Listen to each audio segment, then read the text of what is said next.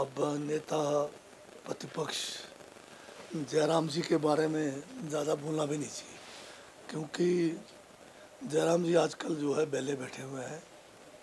उनके पास नुक्ताचीनी के सिवाय कोई काम बचा भी नहीं है।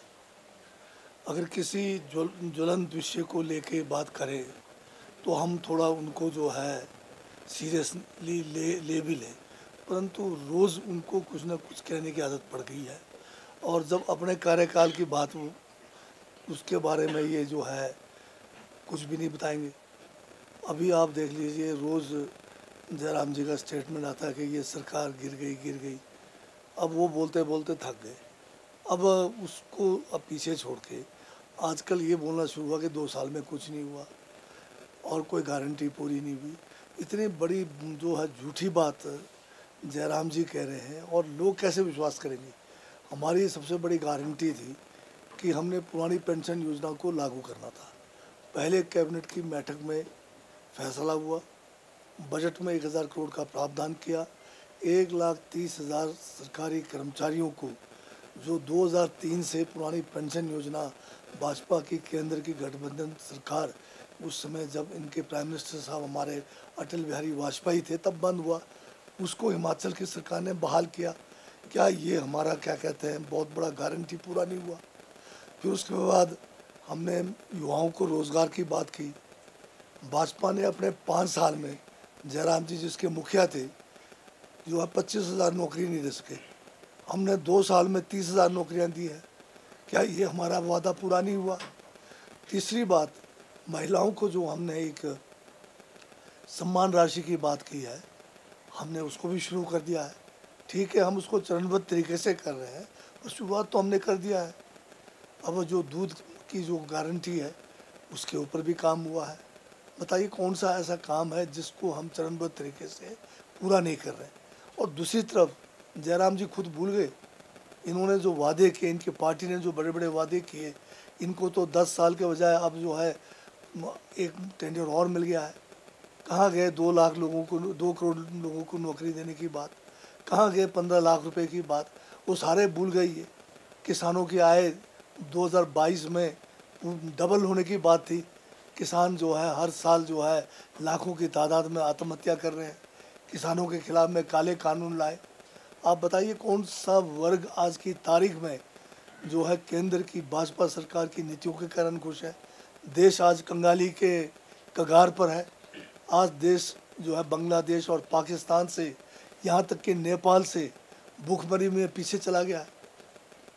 आज देश जो है आर्थिक रूप से कंगाल हुआ है। तो ये जो जयराम जी अपने जो वादे किए थे उन वादों को भूलकर हमसे पूछ रहे हैं। हमारा तो वादे जो है एक एक करके चरणबद्ध तरीके से, भी तो दूसरा साल पूरा होने जा रहा है। 3 साल में हम सारे वादे जो है पूरे करेंगे, उनको जुमलों की तरह नहीं करेंगे। प्रधानमंत्री जी जो है खुद गुमराह नहीं हुए, वो देश को गुमराह कर रहे हैं। अपनी गारंटियों को पीछे छोड़कर वो हमारी गारंटियों के पीछे पड़ गए। और उसमें भी उनको ये पूछना चाहता हूँ कि हमारा राजस्थान में जो है पुरानी पेंशन योजना कांग्रेस की सरकार ने बहाल किया। जैसे ही राजस्थान में इनकी सरकार आई उसको उन्होंने वापस ले लिया। अब मोदी जी के पास अब जुमले ख़त्म हो गए हैं, गुमराह करने के मसाले भी ख़त्म हो गए हैं।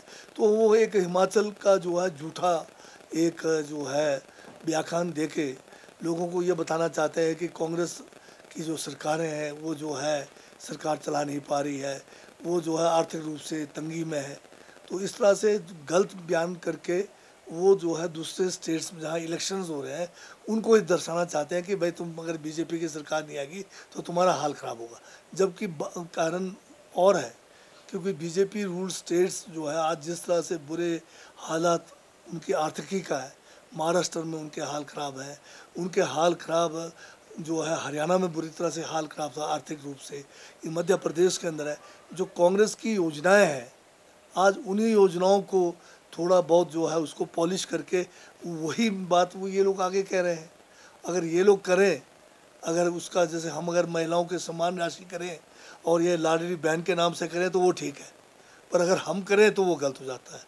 तो ये है इसकी मतलब मोदी जी अब थक चुके हैं, अब जुमले भी ख़त्म हो चुके हैं।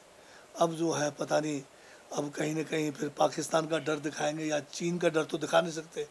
चीन जो है सारा हमारा जो है ना घुसा ना घुसने वाली बात ये कह गए थे, और आजकल कह रहे हैं कि हम उनसे जो है बातचीत कर रहे हैं कि ताकि हम जो है सीमा के ऊपर जो है उनके साथ बातचीत करके जो सीमा के हमारे विवाद है उसको सुलझाएंगे। जब घुसा ही नहीं तो फिर किस चीज़ का विवाद था।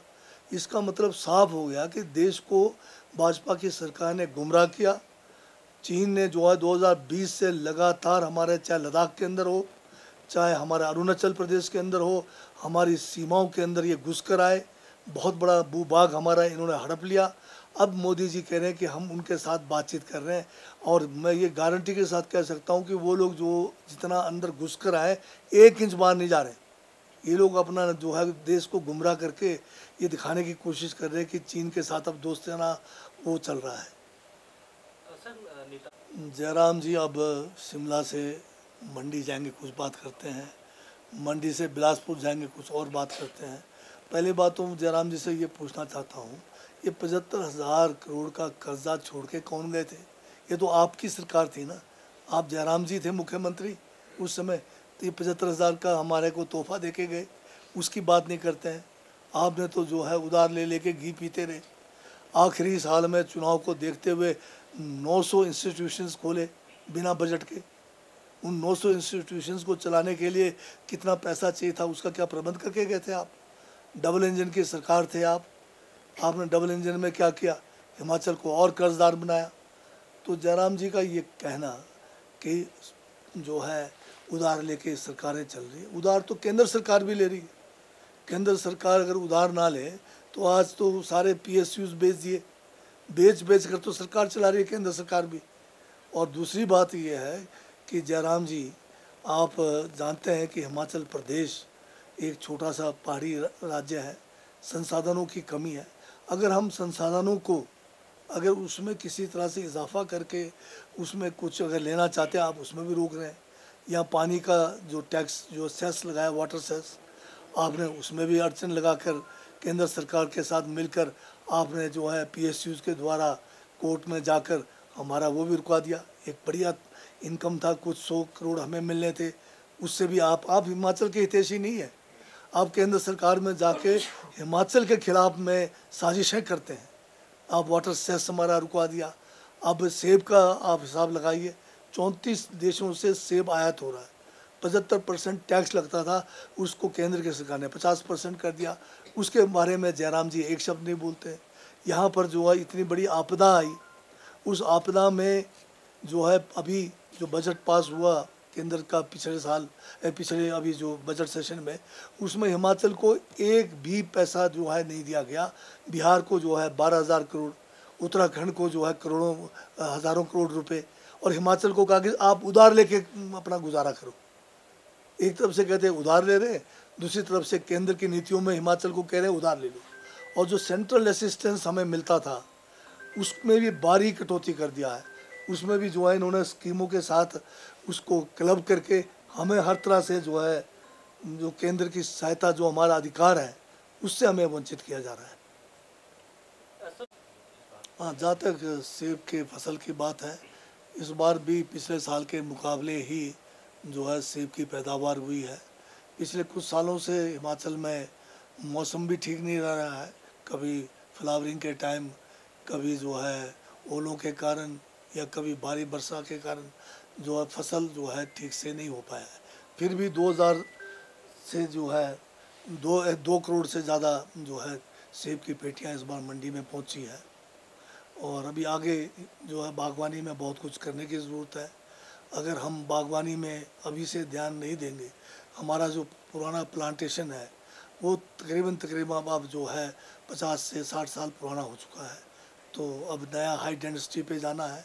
अभी हाल में ही हमारा एक वर्ल्ड बैंक एडिट प्रोजेक्ट था जिसमें हाई डेंसिटी प्लांटेशन होना था, उसको भी हम पूरा जो है अचीव नहीं कर पाए क्योंकि उसके अंदर कई कमियां रह गई थी।